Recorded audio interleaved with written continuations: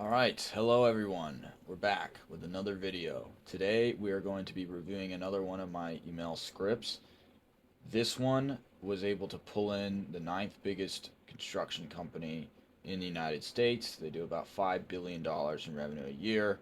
We pulled them in for a partner of ours, and yeah, it was a successful campaign, I would say, because of that. Now, I'm going to preface this by saying that this email copy is not that great. It's not that great. And so while I'm looking through this, uh, I'm going to be critiquing it, saying some things I could have done better, showing you some tips and tricks that I would do to improve this copy. But anyway, let's jump into it. So, just so you have context, the goal of this campaign was working with a invoice factoring slash financing company, and our angle was to go after the general contractors in construction, to partner with them to offer their subcontractors financing.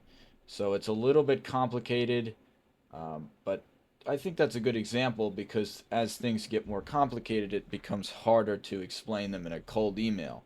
I'm not just offering to make them a website or something. So more research has to go into crafting the script, and it's also harder to make such a complicated offer into a short email that someone will actually reply to. So this is a good example. I did this somewhat poorly, but it still worked. And there's a lesson in that as well that I'll get into later. But let's start off. The first thing I did when I was crafting this email campaign, and it amazes me how few companies do this, is I researched. I didn't know this area. I'm not in the construction industry myself. So I went and I found out what are the benefits of our offer, what for example, in this scenario, what is the benefit for the general contractor of getting their subs access to financing, and so what's the selling angle? So obviously I wrote some benefits down here, the main one being that subs in the construction industry, particularly commercial construction, we're talking about general contractors and subcontractors, the time to get paid as a sub can be 90 days, 100 days, 180 days in some cases. And so that makes it construction is a very hard business because of those cash flow issues that you're facing.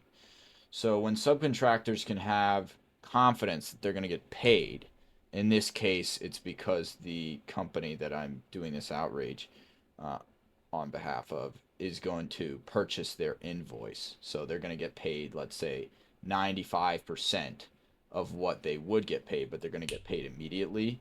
That's the financing solution. Um, they might be able to bid more competitively, aka give a lower price to the general contractor because of the fact that they are going to get paid up front or get paid, maybe quicker than 180 days. They're going to get paid in 30 days instead, or get paid up front. That means that they might be able to do it for a lower price, because a certain amount of the price that they are offering to the general contractor might be related to the risk of not getting paid or cash flow issues. So if they don't have those cash flow issues, the general contractor can get better bids from their subs. Second thing is that, costs nobody anything. It does obviously have costs, right? The financing has costs, but in terms of initiating this partnership, if the general contractor wants to work with the subcontractor to do this, it's not going to have some upfront cost. Only if they decide to move forward with the financing. Low fees, that's obviously financing related. So that this can have a lower fees than some other competitors' solutions. Next thing here, and don't worry if you didn't really understand what I'm saying about general contractor, subcontractor. That's construction specific stuff. Just focus on the marketing element of this. So the target here was general contractors, large construction companies. in terms of who in those companies, we're going after the CFOs in particular in this campaign because it's finance related. I wrote down loads of other different job titles here. I think we might have gone after partnerships as well and these lower level finance positions, but mainly our target was CFO. You'll notice here that I'm sort of just brainstorming on this doc, throwing things onto paper. Sometimes that's just the best thing to do. You know, it's like writing an essay in college. You just need to start writing it and then it'll come to you. So I obviously haven't, I'm not going to give away who the companies are, but the original reason why I went after this offer was because the company that I was working with, doing this, let's say the client that I'm doing these emails on behalf of or in partnership with, is a more accurate way of phrasing it. We saw a great case study with America's biggest or second biggest construction company that they had. So they had previously worked, I can't say the name, but they had previously worked with a huge construction giant, someone that if we emailed a bunch of construction companies and said this company name that we had done business with them, or it would be instantly, they would recognize it. It would grant you a whole lot of credibility. And in fact, it's the number one reason why I even chose to take this on. Because with cold email and cold outreach in general, your biggest thing is they don't know who you are. So if you can establish credibility by saying we've worked with, let's say you're in the tech sector, we worked with Apple, and you can say that completely honestly, yes, we've done this. We did this specific thing that we're offering you for Apple, and you go to Google and you say that, immediately you have way better chances of getting somewhere there. Second things here, you'll see some links. These are related to the offer. So the first thing I do, particularly when I'm pitching finance related offers, is the CFO. Sales is emotional, but the CFO is a numbers guy. He likes to look at statistics. He likes to look at hard facts. And in fact, facts and statistics are the best way that I'm sold something. So that's what I try and do when I'm crafting up an email, particularly someone as intelligent as the CFO, right, of a construction company. So we established some facts here. And so this is sort of like building a narrative just for my own understanding. This wasn't part of the email, just for my own understanding. How am I going to position this offer? So subcontractors report an average of 74 days between when the work begins and when they get paid. So there's a 74-day gap. If you're a sub and you're running your little plumbing business, you've got 10 guys and a couple trucks, or maybe you're bigger, 100 guys, lots of trucks. You've got this issue of 74 days where your cash flow is in a really tough spot. But your credit, and most businesses, they're operating on credit, have credit terms that are 30 days or less. So they're putting it on a credit card, or maybe they have a line of credit. But it's a really tough business, because if it takes you 74 days to get paid, but your credit terms, your money is due in less than 30 days, well, that's a tough spot to be in. So this is the pain point that we're touching on with our financing solution in this scenario, where we can get them paid immediately just with the invoice. So then here's the main sell to the general contractor who we're reaching out to. Because remember, we're not going straight to subcontractors and pitching this, although you could do that. This is a little more complicated. It's a little bit more upmarket. We're going to general contractors to form a partnership to offer it to their subs. This is another thing you want to be thinking about when you're doing outreach, is who's the highest leverage person we could go to. No one is going to make a ton of money going to tiny plumbing companies and trying to offer this. I mean, you could do that if you just have to do it at a big scale. But when I was thinking about this in my position, I was thinking, who can I go to that I can get the highest leverage out of? So anyway, the sell to the general contractor was that the subs would be willing to offer a discount to the general contractor if they can get the pay app approved. Basically means if they can get paid up front rather than waiting the 74 days or 90 days. And again, 91% of subs. So this is based on the studies that I have quoted up here, and the research that I did. So I didn't have these before going into this. I had to do the research to find these stats. So 91% of subs would offer 1 to 5% discount for guaranteed payment within 3 days of approval. 1 to 5% doesn't sound big to you or me who are used to clothing brands, 50% off, whatever. But in construction, 1 to 5% might be, you might be doubling your whole margin on the whole thing, saving 1 to 5%. That's a big, big amount of percent in the construction industry. So basically, to the general contractor, they get a better quote from their subs if they could offer their subs payment up front. But the trick here is our company can do that, or the company I'm working on behalf of can do that, and the general contractor doesn't have to do it themselves. Anyway, here's some more facts. Another benefit is that when the subs have more cash on hand, they can take on more jobs from the general contractor. Anyway, that's just background information. I've already spent 10 minutes going over this. That tells you how important this is, because it doesn't matter how nifty you are with your email copy, how great of a salesman you are, if you don't have a solid backbone of facts and case studies. The most important thing is the case study. Most important thing when you're selling to someone who doesn't know you is, have you done it before with someone like me? Doesn't matter what you're selling, gym memberships, or you're selling financing to general contracting firms, 9th biggest in the United States. Anyway, okay, bang. Subject lines.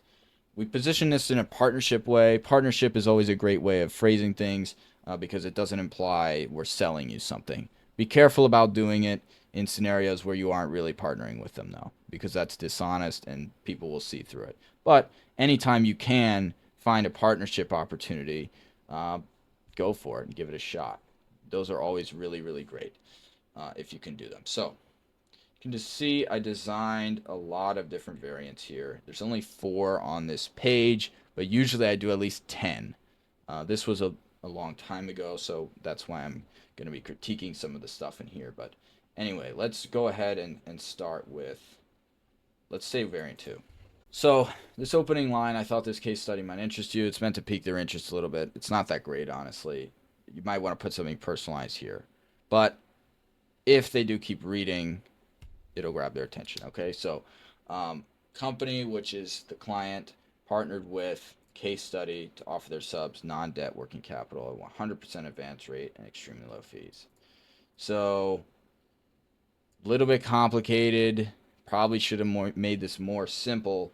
But in the construction industry and with the person I'm talking to, they'll understand what this is. And oftentimes it's even beneficial to sound a little complex using words that they will understand, because it makes them feel as if I'm talking to someone who understands this, who understands what they're talking about, using vocabulary that they recognize. Again, this is very heavily relying on the case study.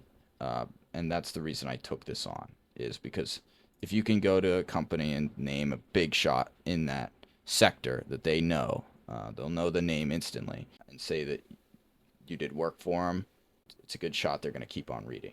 Anyway, more than 400 of their subcontractors have been paid on their invoices as soon as they are approved, 60 to 100 days early, 180 days early. Bang. So this is what happens when they partnered. And then here's the benefit to the person who's reading this. With more cash, the subs submit more competitive bids to case study. So in this scenario, we're not saying to whoever's reading, we can do this for you. We're saying we already did this for one of the biggest companies in your sector. Here's what we did. Here was the result, and here was the benefit to them. And then here we go, end it off. Does this kind of partnership sound worth exploring for your company? So we already did it with a big giant in your sector. They trusted us. We delivered a good result for them. Here was the benefit. They got a discount. They got more competitive bids on their construction project. Does this sound worth exploring for you? Very simple. Very, very, very simple. And this basically is just, it's very salesy, but it worked. It worked. here was me sort of writing it out a little bit more. So this doesn't lean on the case study as much until later on. So this, I utilized the statistics that I had obtained from my research to establish the problem. If you're a numbers guy, this might interest you. So hook them in. The CFO is a fucking numbers guy. Otherwise, he wouldn't be a CFO. Subs report an average of 74 days between when the work begins and when they get paid. 30 days or less with their suppliers. So establishing the problem, right? So these guys, I already talked about this, you know. These guys have to wait this long to get paid, but their credit terms are this short. So there's obviously a gap there that needs help. Then, because of that gap, these subs would be willing to offer you a discount on your projects. You can save money. So, seeing these facts, we helped America's largest general contractor. Again, I'm not going to name them, but they're up there. To offer their subs working capital at a 100% advance rate, which is really, really good. So it was during COVID, low interest rates. They managed to get them, let's say you had a $100,000 invoice, you could get $97,000 right then. 100% advance rate. Obviously, there's still a 1 or 2 points, 2, 3 points that are just the fees of doing the underwriting, doing the financing. Anyway, so would you be open? Yeah, again, doing something similar. So you'll notice these are sort of soft call to actions. Again, we talked about that in the last video. Is it worth exploring? Would you be open to learning more? It's not, hey, when are you available for a meeting?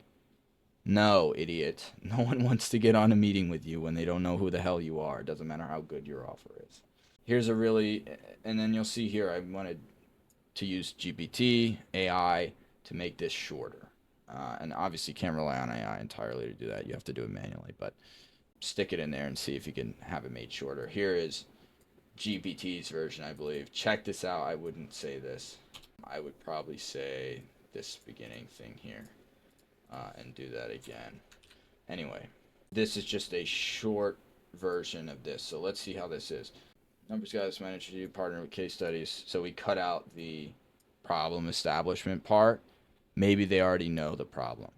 And we don't know that. That's why we have to test it. I'm not in the construction industry. That's why we make 10 variants and test all of them and see what gets the best reply rate. And then take those, those 2 or 3 best performing ones and then do it again and again and again and again. And when I rerun this campaign next week, you best believe the copy is going to be way better than this. Anyway, over 400 that can access their money sooner bid their lower amounts to case study as a result. So, again, emphasizing the benefit to who's reading. Interested in exploring this for a company name. Now, this might be worse of an email than this one because it doesn't explain the problem. It might be less clear. There might be more left to, well, I don't understand this and that. But that's not always a bad thing. And if you can exchange, maybe it's a little bit worse of an email, but it's way shorter, it might be worth making the way shorter one. In fact, you should make the way shorter one, and then you should test which one performs better, and it's most likely the way shorter one is going to perform better. People don't read over 60-word emails from people they don't know. These guys get hundreds of emails, and I say this every time, but people still try and make these long-ass emails and think people are going to reply. They aren't. Okay, 20 minutes. This has been a long video. One last thing I'm going to show you is this tool.